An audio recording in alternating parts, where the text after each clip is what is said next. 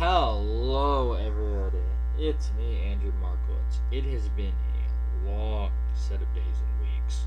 I'm going to try and get a couple of videos done today, and then just rest and relax. Holiday weeks for my job are just long and tedious. That's why I haven't recorded for 3 days, because just, no. Overtime, everything else, no. Wasn't going to happen.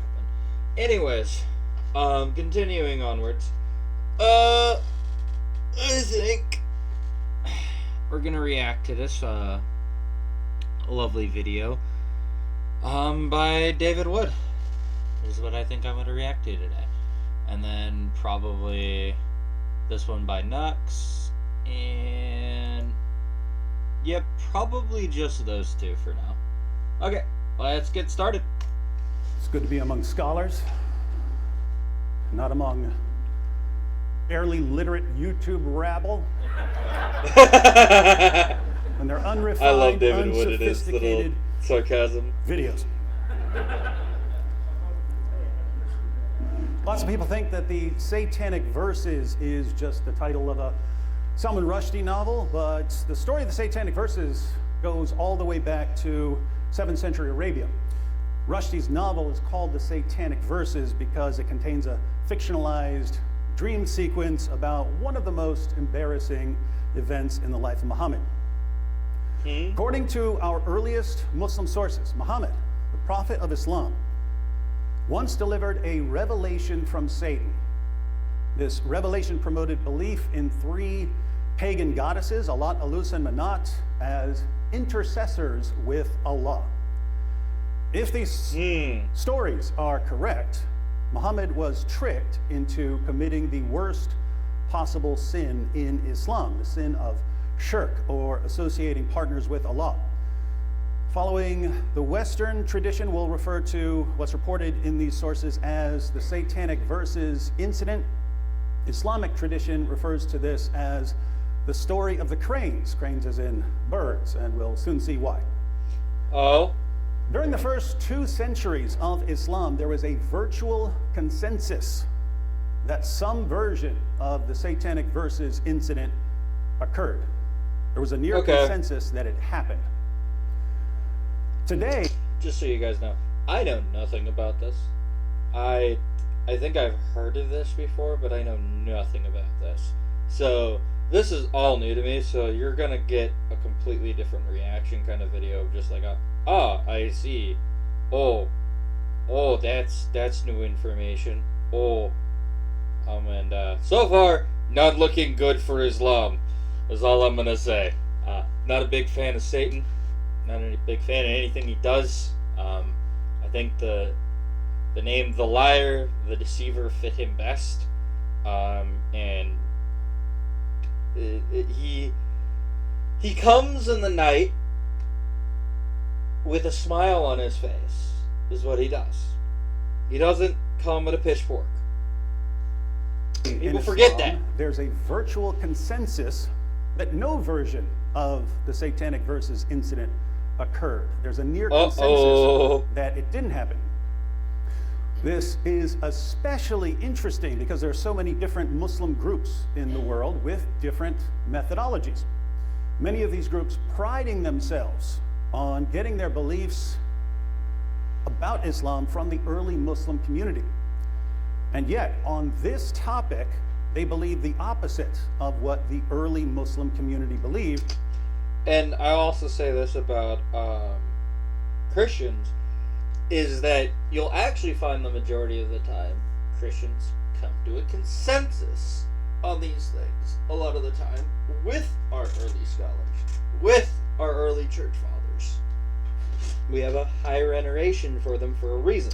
And they frequently regard anyone who agrees with the early Muslim community as heretical.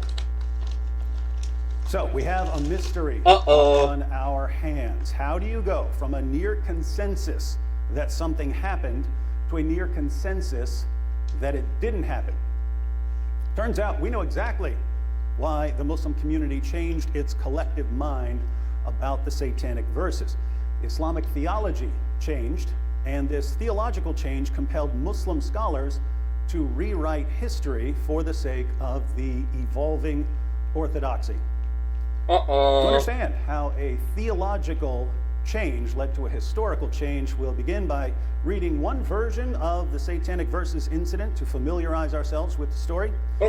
Then we'll consider how non-Muslims evaluate the historicity of the story, and we'll contrast this with how Muslims evaluate the historicity of the story. And finally, we'll see how the Islamic theologically induced revision of history should cause thoughtful Muslims to reevaluate the real source of their beliefs. True. Here's one of the medium-length reports of the Satanic Verses incident. This is quoted by Tabari in both his history and his Quran commentary. The messenger of God, Muhammad, was seated in a large gathering of Quraysh, that's Muhammad's tribe.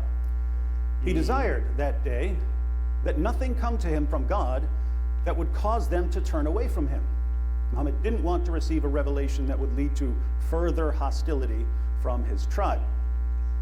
See, what I already find interesting about this, just reading this right here, Jesus didn't care if he had hostility towards him. Go read the Sermon on the Mount. Go read these stories and how people reacted to him. When he said, I am the way, the truth, and the life, go read how people reacted to him in the Bible. Jesus didn't care. Jesus did not care if people turned away. He was there for those who would listen. Why is Muhammad not of the same mindset if he's from the Lord? And God sent down by the star when it sets. Your companion has not gone astray, nor is he misguided. Those are the opening two verses of Surah 53. And the messenger of God recited it until he reached, have you seen Allat, Al-Uzza, and Manat, the third, the other? Three pagan goddesses that were especially dear to Muhammad's tribe. When Satan cast two phrases upon him, those high Garnik is untranslated here, it's usually translated as cranes, which makes most sense because the idea is that they're like birds that can carry your prayers up to Allah. Indeed, their intercession is hoped for. He uttered the two phrases, then he went on and recited the whole surah. At the end of the surah, he made the sajda, prostration, and the whole gathering made the sajda with him. Walid bin al-Mughira took some of the dirt to his forehead and made the sajda upon it. He was an old man and was unable to make the sajda fully. He had trouble prostrating because of his age. They were satisfied with what he had uttered and said, we know that Allah gives life and death, and that it is He who creates and sustains. But these gods of ours intercede with him. Bro, this is literally like the golden calf moment with Aaron, bro.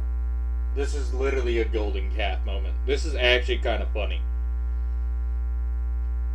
This is literally a golden calf moment. That's crazy. On our behalf. And when you give them a share... Except for there is one difference here. He's not condemned for it. The people promote and continue this. We are with you. So Muhammad's tribe believed that Allah is supreme. But they also believed that Allat, Al-Uzza, and Manat intercede with Allah on their behalf. Muhammad finally agreed with them, so they decided to support Muhammad. In the evening, Jibreel, supposedly the angel Gabriel, came to him, and he, the prophet, went over the surah with him. When he, the prophet, reached the two phrases Satan had cast upon him, he, Jibreel, said, I did not bring you these. And the messenger of God said, I have fabricated against God and have said on God's behalf that which he did not say. So God revealed to him, and they strove to tempt you away from that with which we have inspired you, that you might fabricate against us something other than it, until his words, and then you would have found no helper against us. Surah 17, verses 73 to 75. He remained distressed and anxious until there came down And we have not sent before you a messenger or a prophet to his words, and God is all-knowing, all-wise. So Muhammad was still worried about what he had done until Allah revealed this verse, Surah 22, verse 52, which we'll look at in a moment. The immigrants in Abyssinia heard that all the people of Mecca had accepted Islam. So they returned to their clans, saying, "They are dearer to us." And they found the people had reverted to their former condition when God had abrogated what Satan cast. Some of the Muslim community had moved to Abyssinia, modern Ethiopia, to avoid persecution. They decided to return to Mecca when they heard that the polytheists had embraced Islam. By the time they returned, however, the polytheists were enemies yet again because Muhammad took back what he had said. Let's look at the two most relevant Quran passages according to the story of the Satanic verses. Surah 53, verses 19 to 22, depending on the translation, originally said something like this. Have you not heard of Alat and Al-Uzza and Manat, the third, the other? These are the exalted cranes whose intercession is to be hoped for. This promoted the intercession of pagan goddesses. In the Quran now, the passage says, have you not heard of Alat and Al-Uzza and Manat, the third, the other? Are yours the males and his the females? That indeed is an unfair division. Whoa. Instead of promoting... Whoa. That's a huge difference in translation. That's not like biblical difference of like word change or anything like that. That's like oh boy.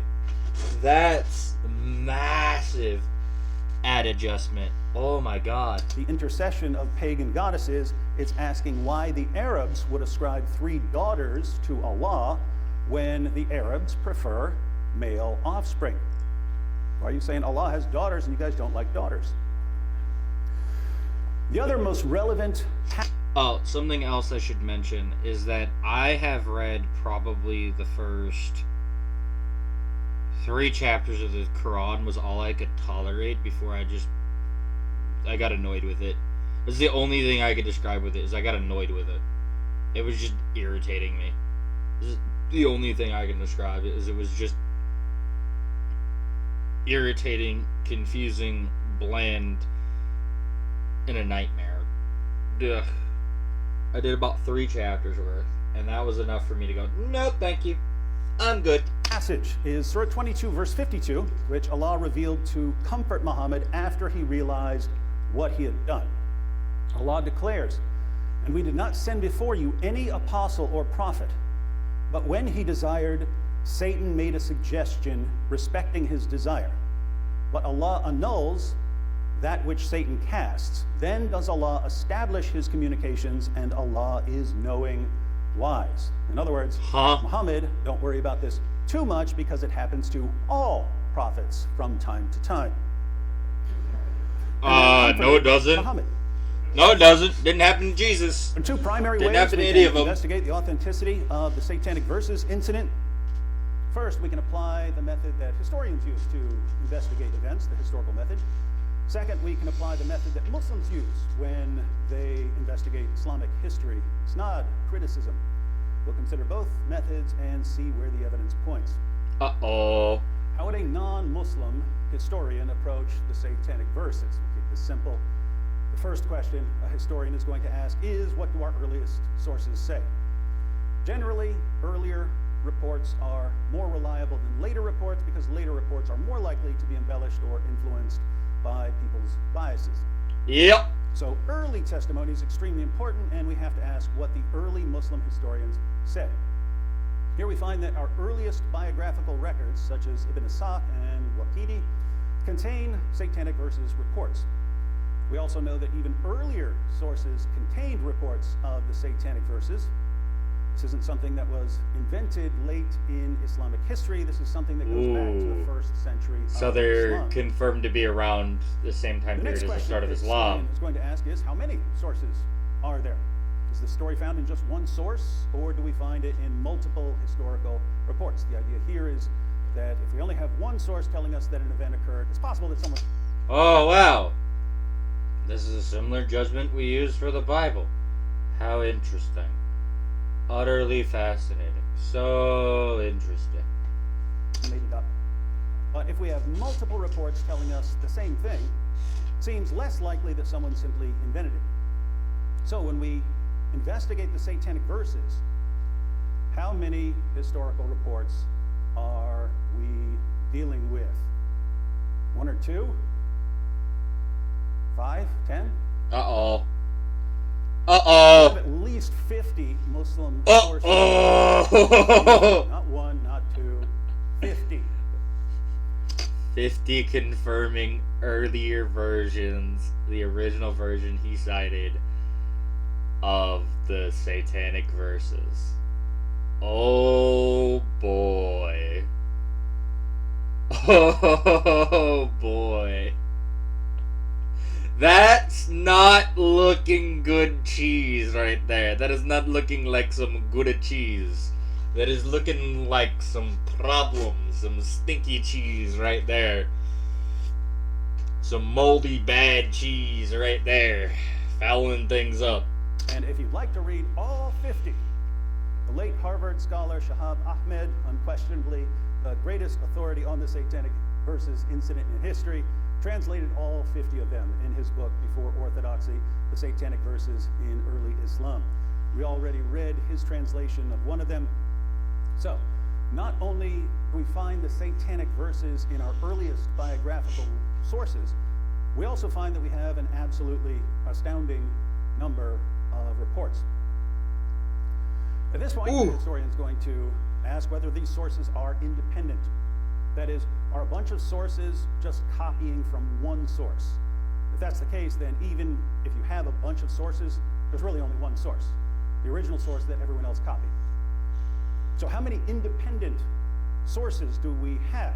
Here, the isnads, the chains of transmission, come in handy because Muslims often kept records of where they got their stories. Of the 50 sources we have for this story, 7 go back to Qab al-Qurazi, one of Islam's greatest early Quran scholars. 6 go back to Urwa ibn al-Zubair, an early Meccan scholar who's known as the founder of the study of the life of Muhammad. He was also Aisha's nephew, Abu Bakr's grandson, and the son of Abu Bakr's daughter, Asma, one of the first 20 converts to Islam. I see. 5 go back to Abu al-Aliya al-Basri, another of the greatest Quranic scholars of the first century. He studied the Quran with Caliph Umar, Ubay ibn Ka'b, Zayd ibn Thabit, and Ibn Abbas. 2 go back to al-Sudi, another early scholar who studied with Ibn Abbas. Okay, we're already up to 5. That's more than the Gospels. That's more than the Gospels. We're already up to 5. 3 reports go back to Qatada oh ibn Diama, one of boy. Islam's greatest early commentators. 2 go back to Abu Bakr ibn Abdul Rahman ibn al-Harith, one of the top scholars in Islamic law during the first century of Islam. 1 comes from the tafsir of Muhammad ibn al-Sa'ib al-Kalbi, an early commentator who composed the longest tafsir that had been written up until his time. Uh-oh. 1 goes back to al-Dahak ibn Muzahim al-Balqi, a first century expert in tafsir. 4 go back to Muqatil ibn Sulaiman, a Quran scholar who wrote the earliest surviving complete tafsir of the Quran. 3 go back to Mujahid ibn Jabr, who was a student of Ibn Abbas and was called during his lifetime the most learned man alive in tafsir. 1 goes back to Ikrimah, a slave of Ibn Abbas and an expert on the life of Muhammad. Learning time. We have 10 reports that go back to Muhammad's cousin Ibn Abbas, the founder of Quranic studies. Uh-oh. Talk about different reports all being traced back to the same scholar. Here's a graphic of what I mean.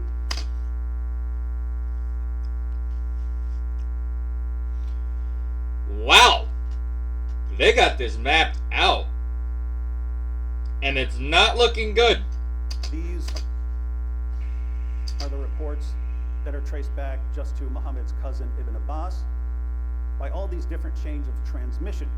Ibn Abbas is at the top. All these other people are transmitting what came from him. We have three that go back to Sa'id ibn Jubair, one of the leading Quranic scholars of his time and one of the top students of Ibn Abbas. Some of Ibn Abbas's narratives go through Sa'id ibn Jubair. So what are we up to, like 12? And we have two that go back to Al-Hasan al-Basri, an early scholar of the Quran and of Sharia. Some of these aren't completely independent because several of these guys knew each other and studied under each other, but there are a lot of independent sources here. It's clear then that we have...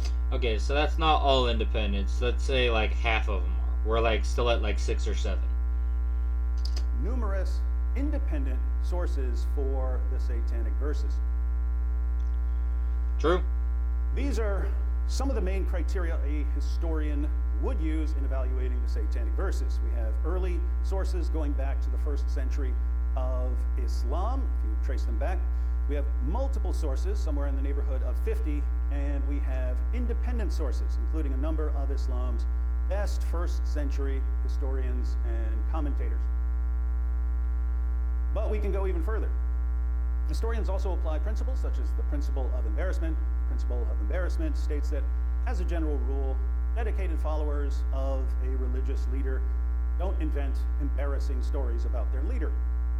If they're going to invent a story, it's going to be something positive, stories about the leader performing miracles, for instance. Agreed. You're not. This is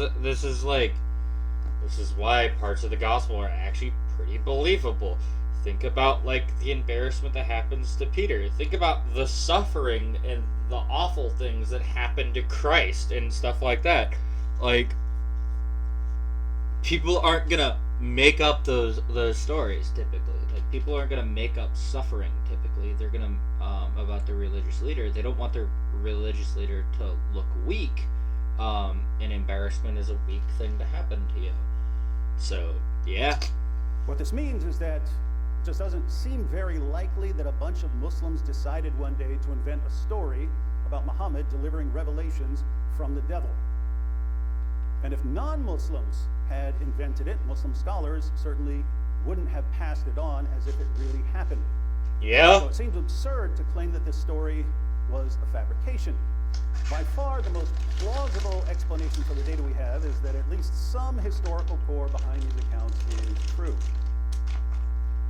We can see then why most non-Muslim scholars regard this event as indisputable. The great Oxford scholar Guillaume, for instance, says this: "It is impossible to suggest a motive that would induce the early Muslims to write such a story about the Prophet unless it were true. If historical evidence is to be given any value, we must hold that Muhammad pronounced these words in the middle of Surah 53. Yep. And Montgomery Watt concludes, Muhammad must have publicly recited the Satanic verses as part of the Quran. It is unthinkable that the story could have been invented by Muslims or foisted upon them by non-Muslims. Agreed. Now, at this point, Muslims usually make it clear that they don't care much about non-Muslim historical methods. They say our scholars have looked at the chains of transmission for these stories and they don't meet our rigorous standards for historicity. If you're not familiar with the Muslim method of Oh, what's this? Muslims have stories about I don't know this, so I want to know what this is. Those stories come with lists of names. I got it from so-and-so, who got it from so-and-so, who got it from so-and-so, and so on. A Muslim scholar then looks at these names, and if he's convinced that everyone on the list is trustworthy, and he doesn't have any major objections to the story, he concludes that the story is true. If the Muslim scholar doesn't like all the names on the list, he rejects the story. This is the standard Muslim excuse for rejecting all kinds of historical information about Muhammad, but it's based on a complete misunderstanding of the proper application of Isnad criticism. Uh-oh. In the early centuries of Islam, there were three main genres of Islamic literature. First, there was the Sirah Maghazi literature, which consisted of straightforward historical narratives about Muhammad or the battles of the early Muslim community. The emphasis of the Sirah Maghazi scholars wasn't on establishing doctrine or practice. The emphasis was on providing a biography of Muhammad and sometimes of his companions.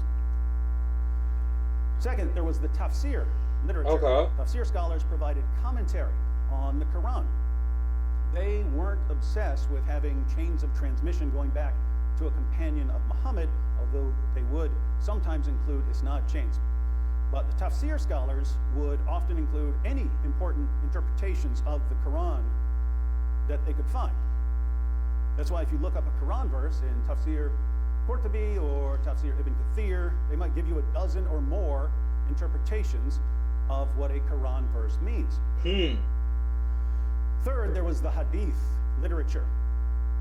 The hadith literature consisted of sayings and deeds that established orthodox Islamic doctrine and practice. And this was so important to them that they came up with a methodology that supposedly guaranteed the accuracy of their reports. Here's the key. These three kinds of literatures had different methodologies. The hadith scholars insisted on having complete isnads that go all the way back to a companion of Muhammad. The Sirah Maghazi scholars often gave abbreviated isnads, or they would simply appeal to a known authority on some issue. They had a different methodology.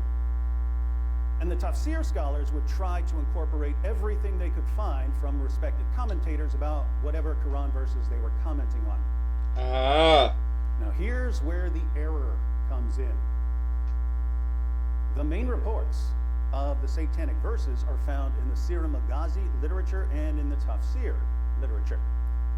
We read about the satanic verses in biographies and in Quran commentaries. Think about why. Okay. What orthodox Islamic belief or practice is established by the satanic verses incident? None. It's biographical information about Muhammad, and it's the background of certain verses in the Quran. That's why the reports are found in the Sirah Maghazi literature and in the tafsir literature. Also, note, this is what made the Quran so annoying to read, is that I kept having to go to other books to understand why did this passage shift here, why is it talking about this here, blah blah blah blah. I had to go to completely other books like the hadiths and other things like that, and I just got annoyed. This means chapters that in. the reports should be judged based on the standards and methodology of the Sirah Maghazi scholars and the tafsir scholars, not on the standards and methodology of the hadith scholars, who had a different purpose and a different methodology. But modern Muslims reject the reports by applying the methodology of hadith scholars. And so Muslims who reject the satanic verses based on hadith methodology are simply confused about the role of isnads in the Sirah Maghazi and tafsir literature. When we examine the satanic verses reports based on the standards of the Sirah Maghazi and tafsir scholars, we find that the reports are reliable. Indeed, reports of the satanic verses were accepted by the greatest of the early Sirah scholars and tafsir scholars. So if we judge these reports based on the types of literature they're actually contained in, the reports turn out to be as solid as just about anything from the 1st century of Islam. But just for fun, let's go ahead and apply the standards of the hadith scholars to the satanic verses, because sometimes people did include very detailed isnads. Here's an isnad that goes from Ibn Mardaweh back to Ibn Abbas, Muhammad's cousin. Now, this is a complete chain. Al-Suyuti said that it was made up of reliable transmitters. So what excuse do Muslim scholars come up with to reject it? Well, even though almost all of these early guys are known to be reliable, we don't know a lot about Muhammad ibn Ali here. We have no reason to distrust him, but if you're looking for any excuse whatsoever to reject the chain, we don't know much about him. Let's look at another. What's wrong with this? It's not. It goes back to Ibn Abbas, and everyone in the chain is reliable. So why don't Muslims accept it? Well, one of the scribes who passed on the report wrote a note saying that he didn't trust it. He didn't trust it for theological reasons. He couldn't believe that Muhammad had delivered the satanic verses. So a scribe wrote a note saying he didn't trust the report, and Muslim scholars say, there, it says right there that someone didn't trust it. It must be false, despite the fact that the entire chain is sound. Okay. Looking for any reason to reject a version of the story, you can apparently find one. But if you're looking for the best explanation for the evidence we have, it really, really looks like at least the core of this story is authentic. Yep. As I said, hadith... That's the same conclusion that you can get to with the Bible, by the way. You can get to the same conclusion with the Bible. And that's really awesome. I suggest you go take a read of the Bible and go take a try at that. It's a really good thing to do in your life, and it'll really change your life, and it'll really do a lot for you, and you really start making some changes in your life. Can't recommend it enough. But he's totally right. It like, from everything he just showed, it seems like this is historically reliable, that the core of this story is at least true. Scholars were focused on sayings and deeds of Muhammad that established Orthodox Islamic belief or practice. And interestingly enough, hadith scholars were fine with Sirah Maghazi and Tafsir scholars using different methodologies. Hadith scholars would say, so-and-so is trusted in Sirah, but we don't trust him in hadith. So-and-so is trusted in Tafsir, but not in hadith. They understood that they had different purposes with different methodologies. So why apply hadith methodology to reports in different genres that used different methodologies? Satanic verses incident didn't establish Orthodox Islamic belief or practice. Why apply hadith methodology? During the 2nd century of Islam, Muslim scholars modified the doctrine of Ismat al-Anbiya, the protection of the prophets. The doctrine of Allah's protection of the prophets originally meant that Allah will protect a true prophet from persisting in any major error. The prophet might commit some major error, but Allah would bring him out of it. Well, that original doctrine didn't conflict at all with the Satanic verses incident. On the contrary, no, the I don't think it would. Satanic verses incident fit in perfectly with this understanding of Allah's protection of the prophets. Muhammad was deceived, he committed a major error, and Allah corrected him. Since the story didn't violate the doctrine, the hadith scholars didn't interfere. But the doctrine of Allah's protection of the prophets changed over time. Eventually, during the 2nd century, the doctrine came to mean that Allah would protect a true prophet from committing any major error, and that true prophets are infallible when they transmit revelation. And I'm gonna give you a hint here. The reason why they came to this is because of the fact that they probably kept running into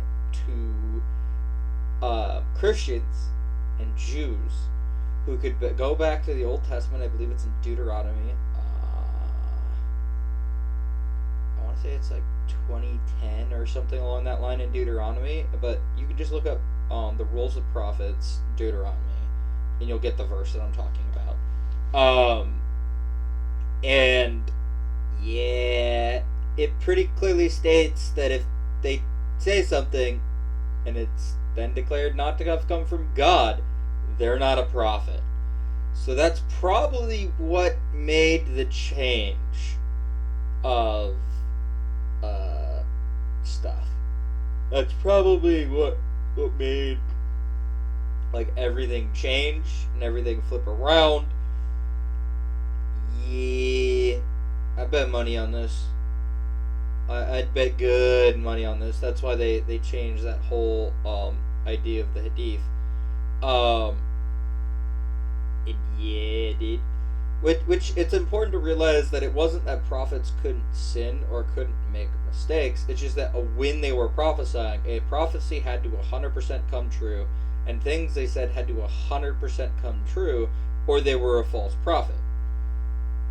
And probably from that argumentation line,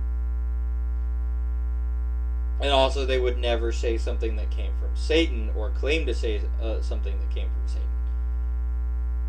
And it's probably from that probably changed everything. That's my theory. So when this modified doctrine of Allah's protection of his prophets became the orthodox position, I see. in the 2nd century, a conflict started brewing. If Allah will protect a true prophet from committing any major error, and if true prophets are infallible when they transmit revelation, then reports of the Satanic Verses incident are at odds with Orthodox Islam. In other words, once the doctrine changed, Sirah Maghazi scholars and Tafsir scholars were interfering with and contradicting Orthodox Islamic belief and practice. Yikes! Hence, the Hadith scholars began stepping in, and over the centuries, the Hadith scholars won in Islam. I see. But we have no obligation to obey the changing standards and doctrines and methodologies of later Muslim scholars, so I don't see how we're under any obligation to reject the Satanic Verses incident based on these changing standards and doctrines and methodologies. So we're free to go where the earliest evidence points. We can also encourage our Muslim friends to carefully consider where their beliefs really come from. Hadith methodology doesn't come from Allah or Muhammad. People made it up. Certain doctrines, like Allah's protection of the prophets, were modified by human beings and used to rewrite history. If, God forbid, I were a Muslim, I would obviously have to believe that Muhammad was a prophet. That would bother him so much. I have to much. treat later Muslim theologians and historians as prophets who decide what I have to believe. True. If I were a Muslim, I think I would solve this problem by rejecting the modified doctrine of Allah's protection of the prophets and return to the original doctrine which allowed Muhammad to fall into major error, only to have Allah pull him out of it. True. But It's good to be among scholars.